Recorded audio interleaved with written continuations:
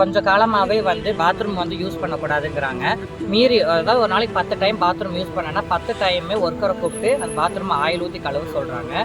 சேரில் உட்காரக்கூடாது, மீறி உட்காந்து அப்படின்னா அந்த சேரை துடைக்க சொல்கிறாங்க. பெட்ஷீட் டேபிளில் பெட்ஷீட் எடுத்து விரிச்சு போட்ட அப்படின்னா அந்த பெட்ஷீட் எடுத்து போட்டு வேறு பெட்ஷீட் மாற்றுறாங்க. தப்பி தவிர அந்த பெட்ஷீட்டை தொட்டுட்டாலோ இல்லை நோட் ஏதாவது கொண்டு போய் வச்சுட்டோம் அப்படின்னாலோ அந்த நோட்டை தூக்கி விட்டு வந்துட்டு ஏச்சி அறிவில் உனக்கு எத்தனை டைம் சொன்னால் அந்த மாதிரி தான் பண்ணுறேன் அப்படிங்கிறாங்க.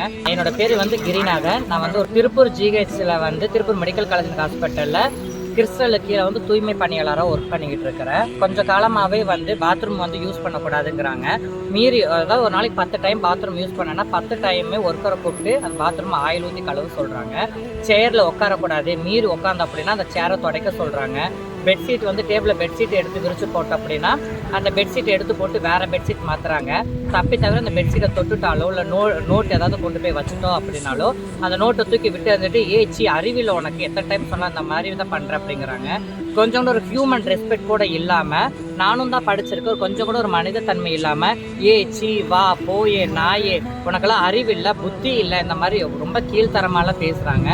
இதெல்லாம் பத்தாதுட்டு நேற்று பாத்ரூமை பூட்டிட்டு போயிட்டாங்க. ஏன் சிஸ்டர் பூட்டிட்டு போனீங்கன்னு சொல்லி கேட்டதுக்கு 6 மாதம் பூட்டிட்டு போக சொன்னதான் சொல்கிறாங்க. நேற்று மார்னிங் 9 மணிக்கு நான் தண்ணி குடிச்சிட்டு பாத்ரூம் யூஸ் பண்ணிட்டு போனேன். 1 மணிலேருந்து எனக்கு பாத்ரூம் யூஸ் பண்ணுறதுக்கு எதுவும் இல்லாமல் அடக்கி வச்சுக்கிட்டு தண்ணி தாகத்தோடையே இருந்தேன்.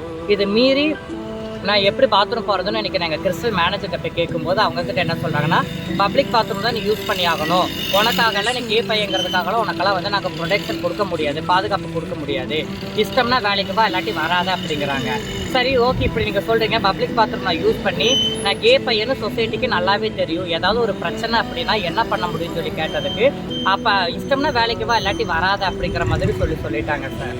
ஸோ இப்போ என்ன பண்ணுறதுன்னு சொல்லி எனக்கு சரியாக தெரியல. எங்கே போய் கம்ப்ளைண்ட் கொடுத்தாலுமே கம்ப்ளைண்ட் வர மாட்டேங்குது.